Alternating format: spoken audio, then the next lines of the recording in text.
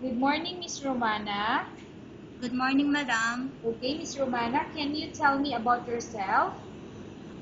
I'm Romana V. Torres. I'm 30 years old. I'm single. I'm Catholic. And I'm a hardworking person. For you to answer, so let's start. Why do you want to work as a maid?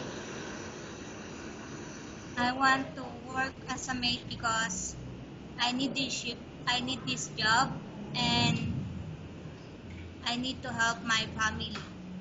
Okay, why you choose Malaysia when there is a lot of other country? It, it is more nearer than other country How are you qualified for this job? because I'm hardworking and I do different kind of work like household work. Okay, may I know what is your education level is? I'm a college graduate student, ma'am. Okay, what is your recent working experience? I'm a service crew, sales lady, and a office staff, ma'am. Have you worked abroad before? Not, ma'am. Do you have experience of taking care of baby? Yes, ma'am. Whose baby you are taking care of? My niece, ma'am. How old are your niece before you take care of them? I think a month old and 5 years old and 6 years old, ma'am. Okay, what about elder or older people? Do you have the experience? Uh, just my father, ma'am.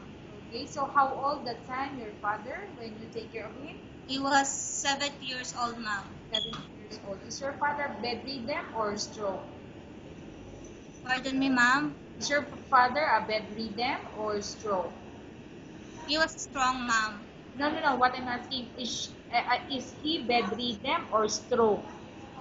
Not, ma'am. Okay, not stroke. So because he is old now, you have to take care of your father. Yes, ma'am. Okay. Do you have any other special skills?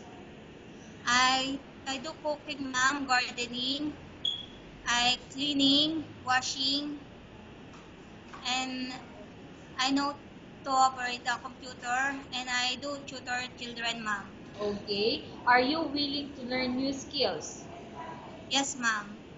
Are you willing to work with a family where the mother-in-law or any relatives stay together? Yes, ma'am. Currently, are you still working now? No, ma'am, I'm staying in the house, living with my nieces Okay. and my father, Do you ma'am. know how to cook? Yes, ma'am. What sort of food can you cook? Filipino food, ma'am. What are those Filipino food that you can cook? I can't hear, ma'am. Yeah.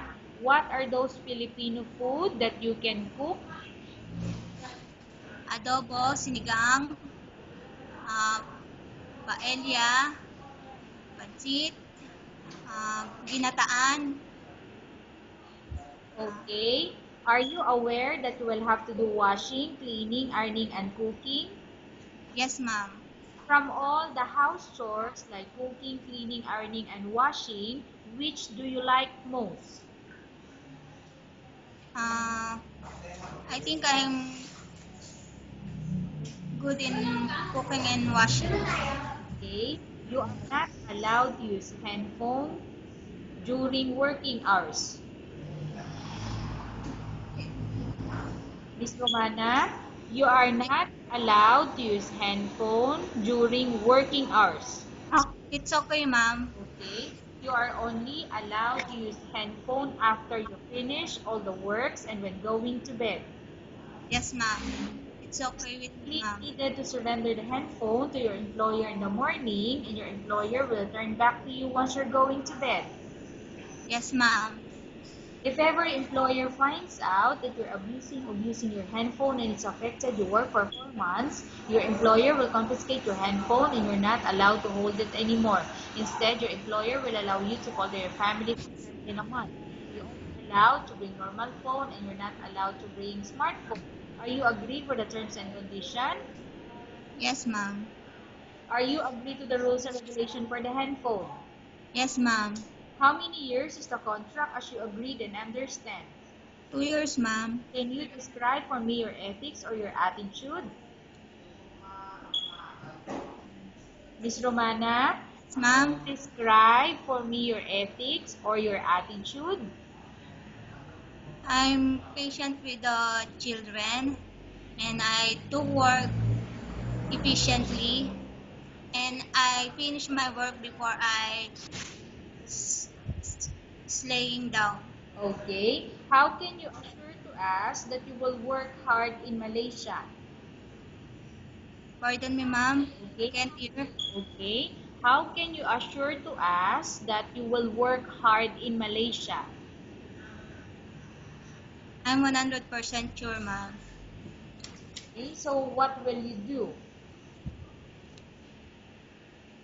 Mhm. I finished the contract, ma'am. Okay. Can you promise not to use the telephone without the permission of your employer? Yes, ma'am. Can you promise not to put on makeup but to dress properly while work?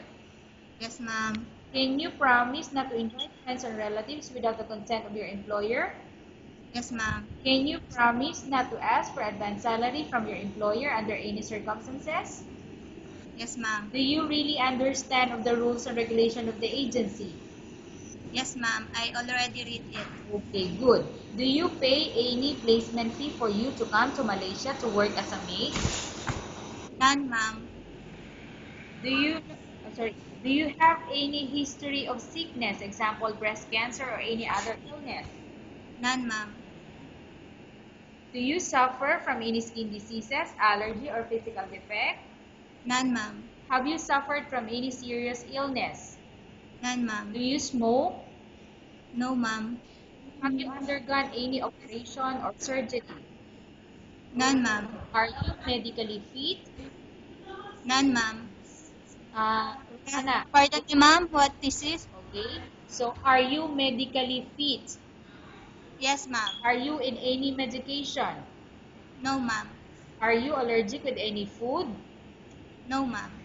Are you prepared to work for the employer of any race? Yes, ma'am.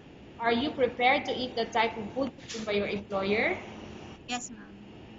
Are you afraid of being left alone in the house? No, ma'am. Are you afraid of dogs or other pets? No, ma'am. Can you promise to work according to instruction from your employer? Yes, ma'am. Do you have any immediate family working in Malaysia? No, ma'am. Okay, Miss Romana, we have finished our question section. Let's go to case study. I have a case study for you and I want you to answer me truthfully. Upon arrival in Malaysia within 6 months, if ever any of your family members pass away, what will you do? Will you continue to finish your contract or you will go back? I will finish my contract, ma'am. Okay, tell us about yourself and why do you want to work in Malaysia as domestic helper? I want to work to Malaysia for future plans and to help my family, ma'am. Okay, Miss Romana, what do you want to tell to your employer who watching your video? Um, you can count on me, ma'am. Please choose me because I am a work. I will work harder. Okay, thank you very much, Miss Romana. We will update your agency if there's any selection made by the employer.